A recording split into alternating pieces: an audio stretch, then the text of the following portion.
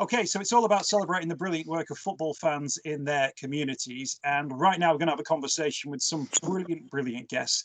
They're all about collecting donations in food, in cash, in sanitary products, a million and one different things outside football grounds. You may have donated to yourself if you've been to a Premier League game. Delighted to say representatives of Newcastle fans, Aston Villa fans, West Ham fans, Manchester City fans, and indeed Everton fans. And we're all going to agree to get along, right from the off. Yeah, we're all on good terms.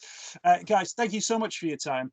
Thank you for joining us for this work that we've been trying to do to get a real picture of how much you've done and how much you've been able to achieve this season alone. And it's been a really, adjusted season, and it's been interrupted for various different means. I've got some brilliant news to start off with, guys.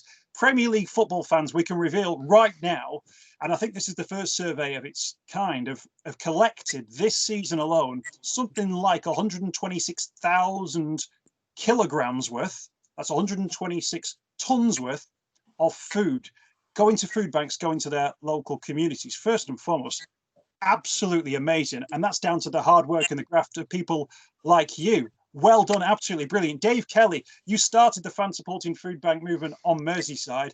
Look how big it's getting, not just on Merseyside, but now right across the country. I'm interested in why I'm getting the blame for everything.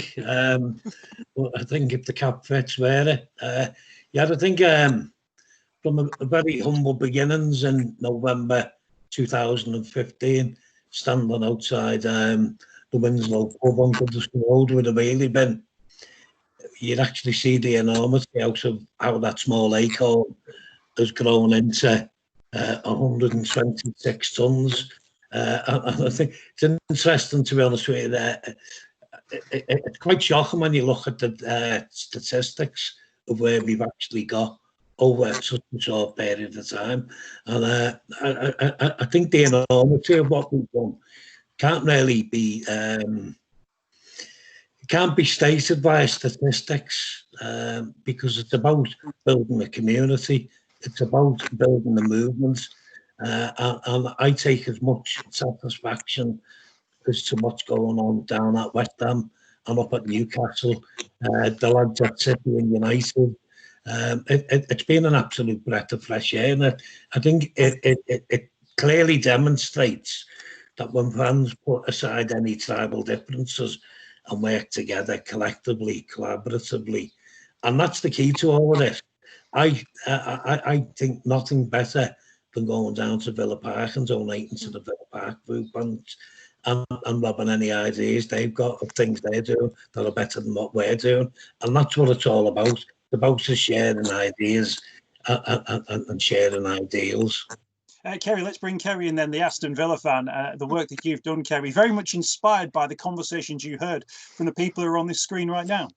Yeah, absolutely. So I was invited by chance to a fan supporting food banks conference. I met Dave, and he's a very inspirational man to me. And after that, I was like, right, I must do something in the Midlands. Like, nobody's doing much. So I actually started getting all the Midlands clubs involved, and just happened to be a Villa fan. So it's kind of stemmed now from the Villa. But we have done, collections with Birmingham fans, with Wolves fans, West Brom fans. So it is about the collaboration within the community sense, not just the community around us, but the footballing community itself. So a lot can be done when we work together, which I think this shows. Absolutely. Let's bring Bill Corcoran from Newcastle into the conversation. Bill, what's it like when you have an idea, you see the idea working on Merseyside, and you think, right, well, if it's going to happen here, it's going to have to be us who do it. We're going to have to be the people who make it happen. That's a huge commitment to make it, and that people like yourself have made. You sit in a bar with three lads and you look at each other, and there's that moment, and where you just nod your head almost to yourself, but you say, right, we're going to do something about this. And remember, the film that inspired so much was I, Daniel Blake, which was set in Newcastle. It was set in the West End Food Bank, which we affiliated ourselves from day one. And it was a disgrace to us that such an institution was allowed to exist in our city, in our beautiful city that we're so proud of. And the thought that, normally with football, you can go along and for 2 hours and lose yourself in whatever tragedy and disaster is going on the pitch. And, you know, none of us here are Liverpool fans, so we all know how that feels. But when you get the thought that there's little girls over the hill half a mile away in Elsick and Benwell who are going to bed hungry and cold, and you think, and you cannot separate football from that. And we've had, as Newcastle fans, we've had to put up with sponsors that we don't appreciate on our shirts. We've had to put up with owners that we don't appreciate purporting to represent our club. We've had to put up with a lot of stuff, and that was the straw that brought the camel's back for so many people. Ignoring politics, ignoring everything else, you know, we just thought starvation in our city is something we've got to do something about. And whether it works or whether it doesn't, we had to do it. Fortunately, you know, you give us a lot of praise there, Mick. To be honest, the people that deserve all the praise, all of the fans who have helped, from, you know, ourselves and the away fans, come up and shake hands, you know, whether it's 10 pence from some little kid or £20 from a Range Rover being wafted out of a window, you know, £10,000 corporate done, you know, things from memorabilia that NewcastleUnited.com have done, all of those things. The most important thing is, in over 3 years of doing this, we have not had one single word of opposition. And we've had black, brown, female, we've had Islamic, we've had all kinds of different types of people collecting of all different faiths, orientations, and everything. We even had Rohingya Muslim refugees one time, and a whole family of them, bless them, who got nothing, but they wanted to come along and help and give something back. And the people at the match were brilliant. They give them all scarves. They give them all tickets for the next cup match, which we got beat 2-0 at home by Watford. So welcome to Newcastle, everybody. And the people that deserve the praise, who have made the difference, because we're now collecting about enough food to keep about a third of the biggest food bank in Britain going. Plus, it's helping out another 6 food banks in the city, and that's directly from football fans. To be honest, when we came into it in 2016, they were getting a lot of their food from London, from other places of the country, which weren't suffering from the depredations of universal credit at the time, which some idiot had volunteered Newcastle. I'd like to know who he is and where he is. I'm told it's a he, who volunteered Newcastle for this particular experiment. But as universal credit put its icy grip on the necks of the poor in this nation, we weren't able to get that sort of help, and the football fans have come in and stepped forward, and it's utterly transformative. You know, when you get lads who are fitting washing machines, you know, these are white van men. These are not political men, but they're going in to help some little old lady in the West End who needs a washing machine, and they're fitting it, and they're making sure it's all done, and going, all right, Petal, that'll do, no problem, take care, and get a biscuit. And it's Absolutely. about, as Dave said, it's about dignity. It ain't about food, it's about dignity. You give people dignity, you'd be surprised what they're capable of. Absolutely. You mentioned London. Now let's speak to John from Iron, supporting Foodbanks as well. John, you know, West Ham's issues with the stadium and the council and all that are quite well known, but actually you were able to get a drop-off point outside the ground, which must have felt like an achievement in and of itself. Oh, crumbs, you're quite right, Mick. It was. Seeing as the club don't own the area, we could see that we had various hurdles to overcome. And first it was approaching the council, and they said, okay, well, we'll look at it. But in the same time, we had an idea where we wanted to set up, because 60,000 going to the stadium, we reckoned that at least 3/4 of them would be walking from the Stratford Shopping Centre and Stratford Station, and there's just one row where we could set up and get the maximum collection. And so we had an idea where we wanted to be. When we contacted the landlords of that site, they said, oh no, you're just a few yards away, you're not actually on our site where you need to be. That place is owned by London Legacy Development. So we then contacted them and said, this is what we want to do. And they said, yeah, it's great. We're really with you. We want to support you. It's a great idea. But we don't run the site on match days. That's run by LS185. So then we had to go to them and say, look, this is what we're doing. Are you with us? And they said, yeah, it's great. We'll do it. And then the council came back on board and said, look, you just need a health and safety document for all your collectors and your volunteers. And we had one chat for half an hour on a conference call, and they said, right, we'll give you one game, give it a go for the Leicester game at the end of December. If that works well, we'll dictate which games you can collect at. Any high-profile games we might just look at. But in the end, that went so well, and we've been at every game since then. And it's grown and grown. You know, we were so overwhelmed the first time, about 150 kilos in food, over £500 in cash donations. And then as people got used to seeing us there, they'd say, oh, right, I wasn't ready for this. I'll bring more next time round. And it was starting to grow. We really got momentum by the end of February, and we played the last game. And the support we've had, the club supports us. They advertise on their match days where we are, what we're doing. West Ham United Foundation, they support us. We had meetings with them. They actually supply a vehicle now on a Friday to do local deliveries to those who can't get out. And they're also phoning up the food bank to say, what do you need? We'll order it for you. And it's a great partnership that we've got with the club and foundation. What was it like, Alex? I'll bring you in because your setup is at the Etihad. That idea that football fans saw the food bank for the first time and then had to then get their head around the idea.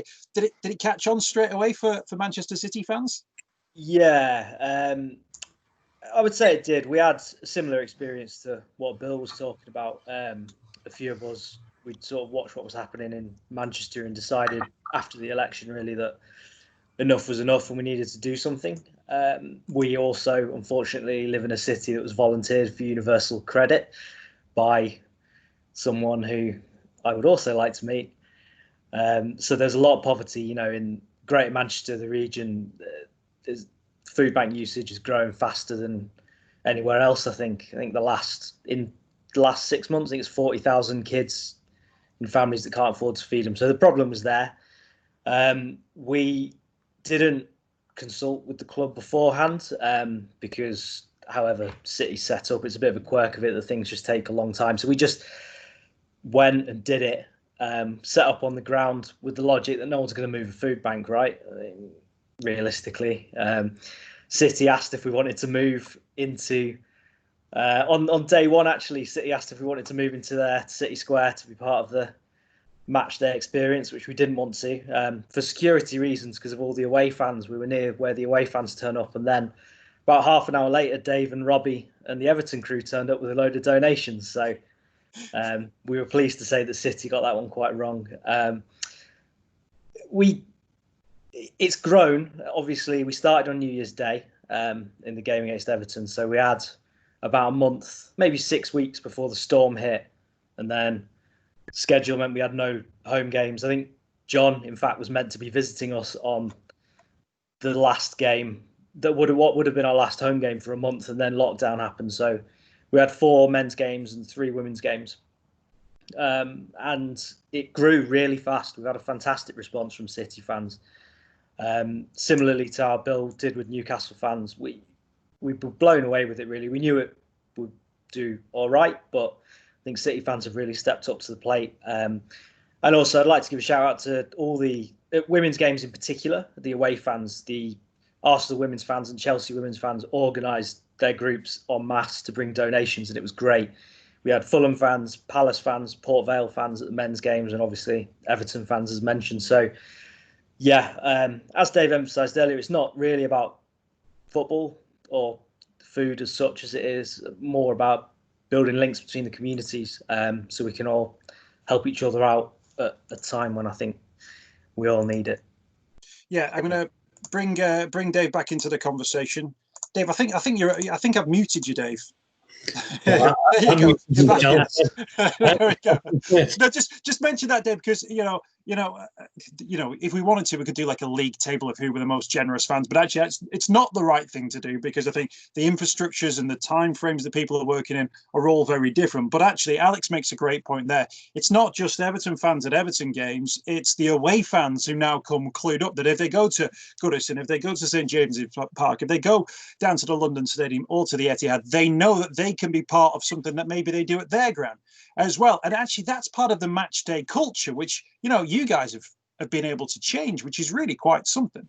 Yeah, I think that was one of our immediate goals, to be honest with you, Mick.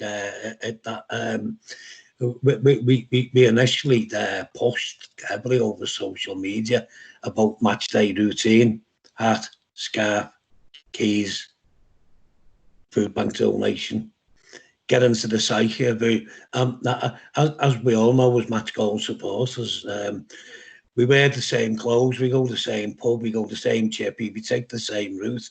And I could probably stand outside Goodison or Anfield and literally know we'll be due within the next 5 minutes, because it's about instilling it into that match day routine. And I think one of the problems, and it came on to roost, when we started off, you've got to bear in mind that that new main stand at Anfield was getting built.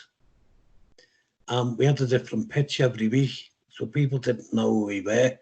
And it was once we were settled, we used to historically collect far more at Goodison than what we did at Anfield, which is strange given that they've got a bigger capacity. But it was because it wasn't part of people's everyday match day routine. And I think initially, and I think when we foolishly dipped our toe in the water and had that first match day collection, we really didn't envisage, and we weren't really comfortable with having to do every game. And you've heard it as often as I ever think, Mick, Ian Byrne whinging about, I haven't had a pint for 5 years before the match. And that's about getting it into that normal, everyday match day routine. And it's great because, as I said, you can literally set your clock. I actually often use the expression that fans supporting Foodbanks had loyalty cards. You'd be getting that loyalty card because we can rely on you every single week. And I think it was after a conversation with you in that very studio when we spoke about 40,000 fans at Goodison, over England once in, 50,000 fans at Anfield, over England once in, will probably eliminate food poverty on Merseyside. It would ensure that no kids in Merseyside were going to bed hungry at night or going to school hungry. And that's the goal, and that's the drive that drives you on. I know at the inaugural fan supporting Foodbanks conference that we had at St James's Park, there was a local councillor, and I won't say local from where, but there was a local councillor got up and spoke about poverty and the impacts of poverty. And she told this tale of someone who'd visited her in a surgery, and the mother told her the story of they were that hungry that the child had been picking wallpaper off the wall and eating the wallpaper. And that's why there very clearly is, there's a humanitarian crisis out on our very streets. It's turned into an epidemic, and because of the pandemic, it's even worse. And we could double that amount that you've just quoted, them 126 tons, and it probably still wouldn't be enough to meet the demands that are getting placed on us now. We're about to hit probably the worst ever recession in history. We're probably going to look at unemployment rising to unprecedented levels, and that's the fear. And that fear is further compounded that our bread and butter, ideally match day collections, are no longer there, and that's why we've had to become more and more imaginative on how we raise funds and food and can continue providing the service. No, absolutely. And I think it's credit to your commitment to that you've not just seen that the issue has grown, but you've made that commitment to adapt and change your services as well to make that happen. Bill, just hit unmute on your little microphone there, just so I can get you back on, just so we can continue our conversations. There we go. I'm just waiting for it to reappear. There we go. Are you with us now, Bill? Oh, hang on. No, I can't hear you. You need to hit the little button on your microphone. There we go. That's it. Bill, what does it say about football fans, Newcastle fans, but the away fans as well? That they've seen that issue and they've thought, well, if somebody else is not going to deal with it, we'll deal with it. It shows a commitment to community. It shows a commitment to pride in your local area, doesn't it? And making a difference as a group who can stand united together in black and white in your cases, and help whoever needs that help. United against adversity is what football fans are. We're used to adversity in many ways. You go to an away match and you eat the worst kebab in the world. You sleep in the worst places. You get the worst transport. You get the worst treatment by every officialdom known to humankind. I love John's tales of the bureaucracy. You've got to go and get your grandmother's fingerprints before you get through some lousy border, So we're used to that sort of stuff. But this is children. This is different. I talked to a lad at the Foodbank last week. He was living in a cave next to the Tyne for 6 months and fishing. It's like some sort of South Sea Islander. Living on what you can find. It is a humanitarian crisis. We had Philip Alston, the United Nations Special Rapporteur on Poverty, coming to Newcastle. It ain't a good look. This is not a sign of economic and social success. And the lesson is, and if we don't do something about it, nobody else is. So we have to. I'd much rather be joining with Mr. Byrne and having a pint in the bar before the match. That's something I've not done for 3.5 years. I don't particularly miss it, because what we do now is we stand in front of 50,000 people coming into the game, and we take the love that they have in their hearts and we redistribute that to the people who need it. And it's a humbling and wonderful experience, but I wish I didn't have to do it. And when we don't have to do it, because we will win, we'll move on to community and education and aspiration and making these kids into engineers and lawyers and doctors and all the things that they're capable of, and building our cities as to the palaces of enterprise and decency that they should be, and give us all a commonwealth of humanity. And then we can really enjoy the football. Except when we're playing Man City tonight, I think we're not going to enjoy that at all, but there we go. Absolutely. John from Irons Support and Foodbanks, let's bring you back into the conversation. Everyone's gone on mute for some reason. I don't know. I think that's a problem at my end. John, just hit unmute. Hit your button on the microphone there so I can speak. There you go. Let's figure this out. There we go. On your microphone. No, we can't hear you. On the microphone. Yeah. Got you. There we go. Okay. Got you. But actually, a sense there from Bill and from David, actually, the need is there because the need is now, and the need is absolute.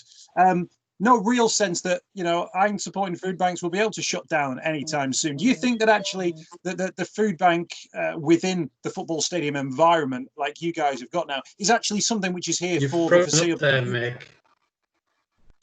Have we lost? I can still see you now. No, I've not got John. Everyone can still see me, right? Yeah. There we go. I've lost you. I'll tell you what. I think we're losing John on the line. Are you still there, John? John, I'm simply asking you, do you think that the food bank is going to be around? All right. I'll tell you what, I'll ask the question to Alex then, while we get John back on board. Alex, do you think you're going to be there, the Etihad, in terms of the food banks for the time being, that it's actually going to be something that you're going to have up and running now, and it's not going to be something you can just leave to one side? Yeah, we went into it with our eyes open to this. It's a long-term thing. You only have to look at Liverpool for 5 years and counting, with Dave and Ian and them down there. We're not anticipating being able to stop anytime soon. Obviously, we want to, but we'll only stop if there's no more need for it anymore. There's the communities that we're in, and I think that's probably the case across most football clubs. They've been largely abandoned, and we are going to be there until there's no more need, however long that takes. But we're not anticipating it. I mean, what's this government in for 5 years? That's 5 years at a minimum. God knows what after that, but we're looking at that. That's how we're thinking about it. Right, let's see if we can get John back on. I've got frozen screen when I'm looking at John here, and I think you all might be the same. I might have to leave that particular conversation for him. Dave, let's wrap this up now. What does it say to you, Dave, to that football fans, have been so generous that you put out that call for action, and they've responded to the tune of more than 100 tons, 126 tons worth of food donated to those people who need it most? But I think a lot of people don't fully understand, and I think right from day one we were pretty determined that we won't cure poverty in our community by standing outside Anfield and Goodison collecting food. We would be far more likely to cure poverty by getting it on the political agenda. And that's clearly the way forward. I'm fortunate here on Merseyside that the politicians don't just listen, they actually help and assist and are very much hands-on and support what we do. But I think it's not just about food. I see food poverty as something that we've got to politicise and get on the political agenda. There's things that we haven't spoken about. I take a great deal of satisfaction that we campaigned for and got Everton and Liverpool to be paying the living wage to club employees. And we got involved with the Scottish group, the girls who run the On the Ball campaign on peri poverty. So we managed to get Everton and Liverpool to provide sanitary products in the stadium. So we shouldn't be blinking. We shouldn't be just singly focused on food. Food might be the first thing that we attack. We're working on a number of projects, national and international, which are in the planning stage at the moment. The only thing that can stop us and will prevent us from achieving what we want to achieve is our lack of imagination. And I think that's where we're extremely blessed. And I take it as a great honour to be sitting there with Bill and Alex and John. And look at the wonderful job Kerry's done in the Midlands, all very much inspired by her and getting volunteers together. And I think the future's bright because we've actually got something going here. Yeah, it's interesting actually that we talk about that. It's not just about the donations and the collections, but because it comes with it, that wealth of history, that being a football fan, and Bill, you touched on it before, that the culture of being a football fan, it's actually turned into a movement. Bill, a message for fans who've supported you so far, and I'm sure will support you in the future. Just thanks to everybody. It's been humbling. It's been the greatest honour of my life. I wish we didn't have to do this, and one day soon, hopefully we won't, but we'll do something else. Finally, just how are the lads? Take care, everybody. Alex, at Manchester City, you're just getting going, as you say. You're there for the next 5 years. It's a huge commitment that you're making as well, but you're asking fans to come on board with you. Yeah, we are, and much like Bill said, just would say thank you to everyone, really. Everything we've achieved, whether that's pushing City into paying their staff during the pandemic or pushing City and United into contributing, it wouldn't be possible unless people supported us in what we're doing. We're just a bunch of idiots who got a gazebo and stood outside in the cold. That's not a thing on its own without other people. So yeah, it's a humbling thing, and yeah, thank you. And there's a lot more to come. More than 100 tonnes this season alone donated to the people who need it the most, but that incredible work that's ongoing in terms of sanitary products, the support for people, refugees within the community as well. You're all a credit to your local communities and to your clubs as well. Thank you so much for your time. Dave, go on. Can I just throw in, because I think this is important as well. We've been there and we're in a position whereby we'll react to whatever the issue is. And I take a great deal of pride and satisfaction over the PPE hub that we'd set up, which only closed down last week as people have returned to work as the furloughs came to an end. But again, for us to produce 150,000 pieces of PPE to go into hospitals, into Northwest Ambulance Authority, into care homes, is absolutely astonishing. The Laps for Lives, organised there by the irrepressible Lizzie Doyle, raised £40,000 to do that. And my challenge to the other people in the food banks is, don't pat each other on the back. Let's be more imaginative and let's be more demanding. What a great way to wrap it. It would have been a shame if your microphone had broken for that bit, Dave, but it was a great speech.